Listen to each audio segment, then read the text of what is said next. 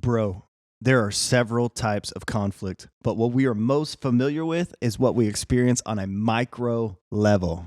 That being a terrible coworker, a Yep. bully Yep. at school, a shitty family member, things of that nature. But another form of conflict that we are greatly influenced by is on a macro level. Like global conflict, culture conflict, consumption of charged content, and the conflict within. Man, from workplace or school drama to a bear in the bush, there are different types of conflict. But what is important is to know is the brain may respond the same way. That's crazy. Yeah, it A is. bear in the woods or like a bully. If you are looking for ways to react to a bear attack, this is probably the wrong podcast. But when it comes to modern day times, we're in a state of chronic conflict. So today we're going to talk about how to reduce the conflict in your life and increase your focus. Nice, bro. That's right. Let's hit it. Let's hit it. Let's dig in.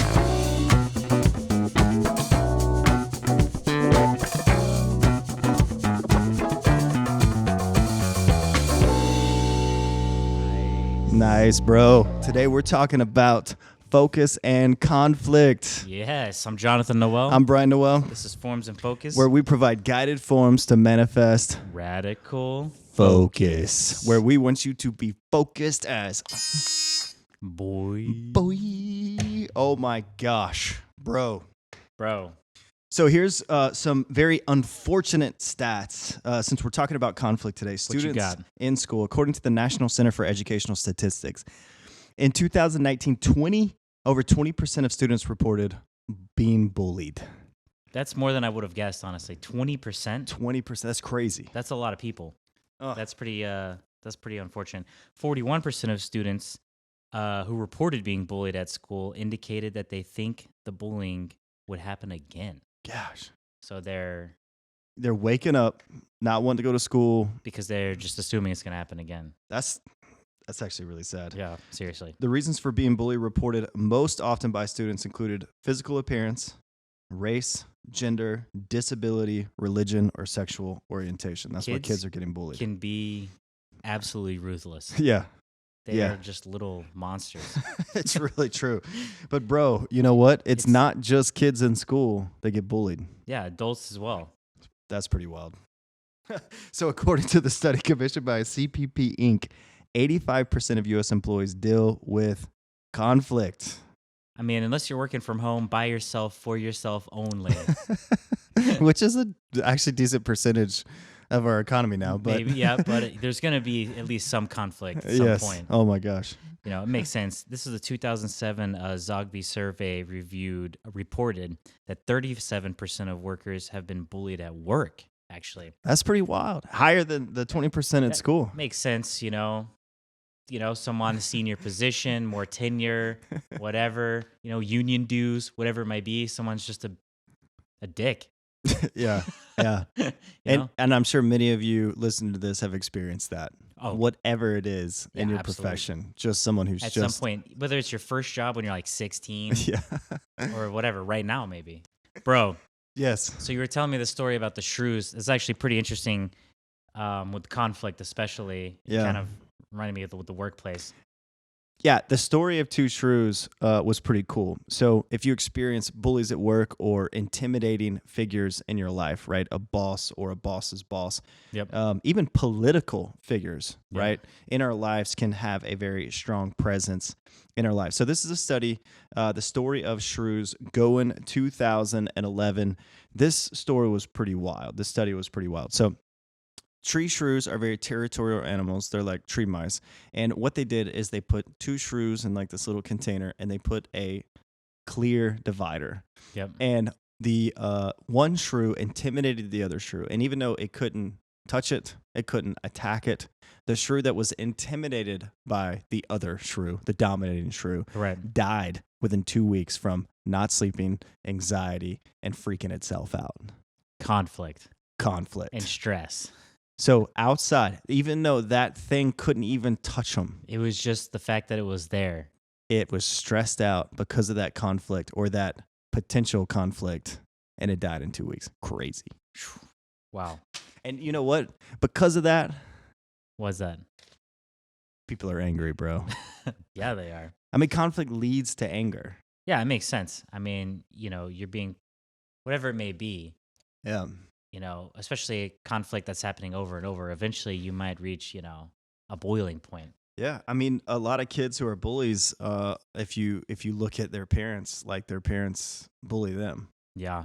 So, like a lot of this that we experience in our culture, in our lives, and with our direct relationships, it's just this endless cycle of people being angry Yep. because they're experiencing this conflict from And then others. they're just pushing it right on through Yeah, to the next one. that's right. Which is actually really sad. So, anger. This was wild. According to the latest NPR IBM Watson Health poll, this was over 3,000 people. 84% of people surveyed said Americans are angrier today compared to a generation ago. Wow. That's Yeah. not good. Anger sucks. It sucks Yeah. the life out of you. That makes you feel really safe when you're on the road, right? Yeah, and also, we're living in effect in a big anger incubator. So this is from Raymond Navaco, a psychology professor from the University of California, Irvine. Man, that's crazy. So an anger incubator. Yeah, There's people are just just stuff going on constantly, bubbling up. just prepping you. People are pissed. Yeah. So, and here's what's wild. If we think when we hear the term conflict, we think about like an interaction at work or a fight with a spouse or a friend or a relationship. But conflict is more than just the present. I read about this concept called transference. Yeah. Which is pretty wild. What is that, bro? Yeah. So, like you said, this is wild, actually. It's a psychological phenomenon in which conversational or relational partners activate earlier memories. As a result, we may unconsciously repeat conflicts from the past that have nothing to do with the current relationship. Yeah. So, it's almost like a flashback almost, Yeah. the way they describe Oh, it. yeah. Like you said, someone burns the toast or Yeah. you drop something the wrong way and it triggers this old memory. Yeah. And Oh, all of yeah. a sudden you flip. That's true. Like You're taking that suppressed rage from years a ago, lifetime. and someone says something that just opens the floodgate. Yeah. And it's not really about, the fact that the waffle is the wrong shape, you know? Yeah. Have you ever seen someone like drop something or like, and they just immediately say out loud, like, God, you're such an idiot. Yeah, that's like- totally that. Why would you call yourself that by just dropping something? Yeah. It's insane. You've never dropped something before, Yeah. but it's just coming back. So here's what's crazy. This idea of transference is bigger than just, I was treated this way 10 years ago or as a kid, and so it comes up now. Think about that in the context of cultural conflict, right? Yeah. So we are in a conflict echo chamber. Man. Yeah, that's not good. That's not good. So this cultural conflict echo chamber. So, we're talking about that, and you mentioned oxytocin. You were reading about that, so that's actually kind of relevant to this. So, let's hear about what is it? Yeah, so oxytocin is a hormone secreted from the pituitary gland. So this is pretty wild. It's responsible for the mother-infant bonding among mammals. So this evolution state of bonding and protecting your children, some scientists believe that this comes from this hormone called oxytocin. And here's why it's good. Yeah, so oxytocin promotes, and this is from Meyer and Linderberg 2011 study, oxytocin promotes pro-social behavior in a variety of ways in both laboratory and experiments and naturalistic settings. It makes people more trusting, forgiving, empathetic, and charitable. Isn't that wild? A Sounds hormone. great, right? It does. But here's the bad. So this is De Drew 2012. I don't know how to pronounce that. But recent work has shown that oxytocin does indeed promote pro-social behavior, but crucially only toward in-group members. This is wild. In contrast, when dealing with out-group members or strangers, oxytocin effects are the opposite. It actually makes you not trust someone who's outside your group. Speaking of conflict, and we were talking about the conflict echo chamber. Yeah. So just put yourself in this insane hypothetical scenario where the media is trying to divide everyone into separate groups.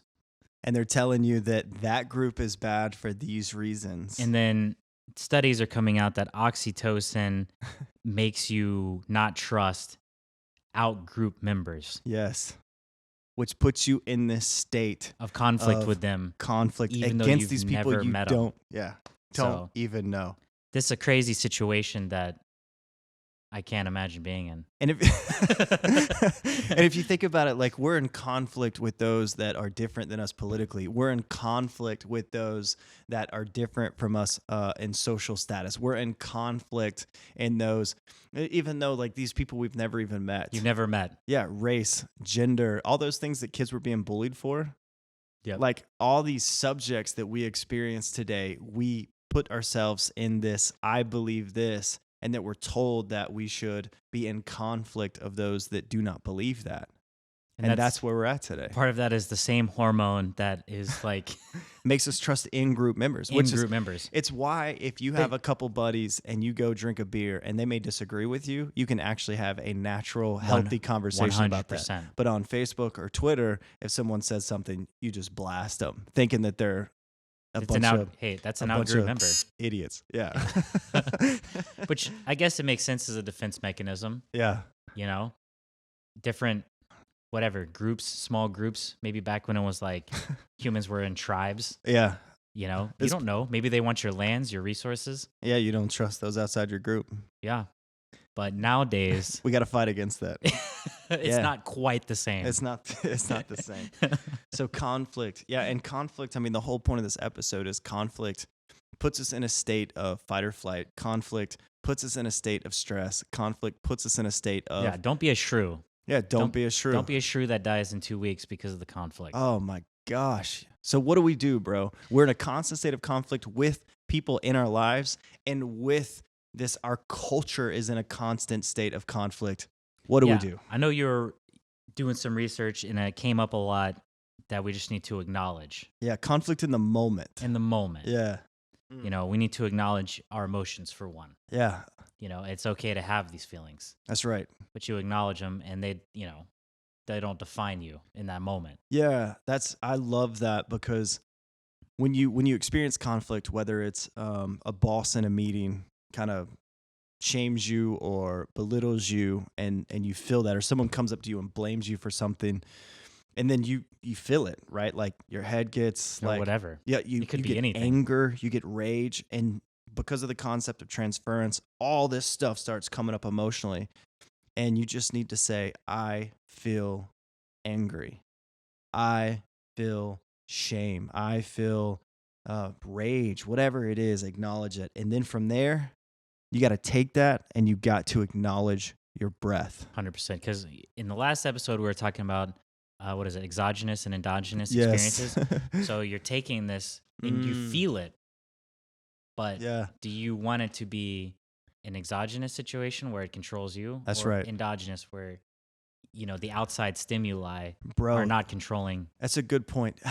In a state of conflict, do you want to be in control or controlled? It's that simple. It's that simple. because that's even more power for the other person. That's right. They're trying to get a reaction out of you a lot of times. Yes. You are in control if you endogenous. Yeah. If you pull from, I will dictate how I will navigate and think through You this say, situation. You know what? That was irritating, or that pissed me off. But, someone's either going through a hard time, maybe they're being a dick, or they're miserable, or whatever it may be. Yeah. And that's not my problem, and it's just the way it is That's for right. them. And it's, I look at it like, I'm just glad I'm not as miserable as that person. So Well, why would I let their misery affect me? Because I feel great. that's right. That's You right. know? Like why would I let their miserable life bring me down, even if they are being a dick? And that's top down. That's prefrontal cortex, right? I'm topping it down. You're son. topping it down. So we talked about stress. We're talking about conflict. Conflict, when a bear's in the woods, fight or flight, makes sense. Yeah. Right? In conflict, the same thing happens with your brain. You It's go to the it's amygdala. a general system. Yes. The amygdala is a general system. It doesn't know if you're about to be stabbed or Yes. if you have a project that's due in a week. That's right. It doesn't know. So it's a really primitive part of the brain. That's right. In that moment, if you want to control the conflict situation in that moment, you need to pull yourself out of your amygdala in your brain So and put yourself in the prefrontal cortex. the amygdala is great. We don't shut it up. We Yeah. just put it in the back seat. That's right. You know, and then we keep the prefrontal cortex up front for our top-down decision making. That's right. Then you control that. So we've acknowledged our emotions. Yep. It's don't tell yourself don't feel That's don't stupid. feel that way. Don't feel that way. That's dumb. That's Yeah. horrible advice. We're all gonna feel everything. That's right. Say I feel anger or I feel shame, and then acknowledge your breath. Like, and when I say acknowledge your breath, that's kind of a meditation principle. Like, breathe through it. feel the breath, acknowledge the breath. I'm breathing, think in your mind, I'm breathing into the lungs, and now I'm consciously holding to that breath for a few seconds, and now I'm intentionally releasing that breath. And then once you do that, Acknowledge your body that's right. and how good you look. Yeah, in that moment of state of conflict, like, Man, I look good. this guy's a dick, but I Yeah. look good. No, this is just acknowledging, you might have, in a conflict situation, Yeah. heartbeat might go up, change in body temperature, just that release, maybe depending on the situation of stress or adrenaline, Yeah. and it's just not letting it, same thing, control. Mm, You're acknowledging that these things are happening, that's right. and that's okay. Yes. And then last but not least, acknowledge your value as a human being. For sure. I personally believe that each human has intrinsic value. And so with that, in that moment, you can say, I have intrinsic value. I am a human being. I am a special person in this world. And so this person that may belittle you in front of you, say you were stupid, say you didn't do something right, whatever this is, a toxic relationship, some work shit going on, in that moment, you can stop. After you do these three things, you can stop, shut it all down, and say, I am of value. For sure. Mm. Absolutely, bro. 100%. What do we do next? You can say, I need a minute. Control the situation. Control the situation. Take a walk. Hey, when someone wants to argue with you, you know how you be in control? Just say, I don't want to talk to you right now. I'm gonna leave. That you're controlling that situation. Yeah. You have the power. If you don't get sucked in and you just say, you're not worth my time right now. We'll talk about this in 10 minutes. I'm going to go for a walk. I'm hungry. Not worth the stress. Yeah. You know what? I haven't eaten yet and I'm hungry. So I'm going to go get a bite to eat. This is really important. We should talk about this now. Yeah, I'm hungry. We'll talk about it in 10 minutes. That's a power move. So the whole point of all of that is to take you out of the amygdala. That's right. And put you back in your prefrontal cortex. Yes. So that's the last episode, the top down, first bottom up. Because the amygdala is amazing. If you're at a baseball game and you're not paying attention and the ball's coming at you, a foul ball, your amygdala is there to see the threat and you react in a half a second. That's right. Catch the ball, and then all of a sudden you're a meme because it's on video and it goes viral. That's great. But the amygdala is not great for everything. No. You got to put it in the back seat sometimes. Got to put it in the back seat. So last but not least, because we're running on time, solution for when we face with what do we do with this cultural conflict stuff, this big macro conflict that we have going on in our society right now. This might end up being a recurring theme of the podcast. Every time. Every single episode. Reduce the consumption of charged content. Yes. So charged content in this case being the media telling you should hate someone else for what they believe. Social media, echo chambers, legacy media, any kind of media. Yeah. And you should pretty much question everything that you're being told by companies that make billions of dollars. Yeah. If someone's telling you the way you should feel about someone else, you should question that. You should not accept that. Yeah. Until you've gone out and met them all. Yeah.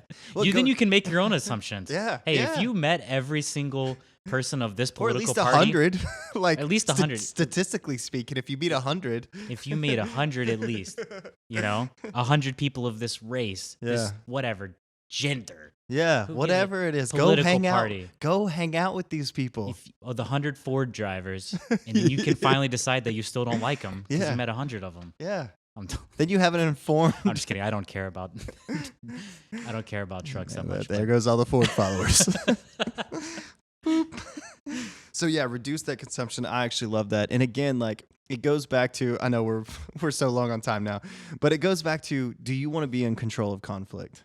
And when the media or when someone else is telling you how to feel, do you want to be controlled by that person, or do you want to control how you feel? Do It you really wanna is that simple. Yeah. Oh my gosh. Do you want to be controlled or not? So next bullet, get away from toxic relationships. People that are close to you in your life that belittle you, that use you. I know it's tough. Definitely easier said than done, but Yeah. Do whatever you can. Go get help. Go get a support system. But please find a way to get away from those freaking people. that and practice mindfulness, meditation. Yeah. You know, Focus on the good. focus on the good things. Meditating on the good puts you in your prefrontal cortex, increases the size of where it. Exactly. That's what you want. Bro, we better get out of here. People are, I don't even know if anyone's made it this late into the podcast. This is a short podcast. Hey, if you've made it this far, we appreciate you. You're the best. If we had $100, we'd give it to you.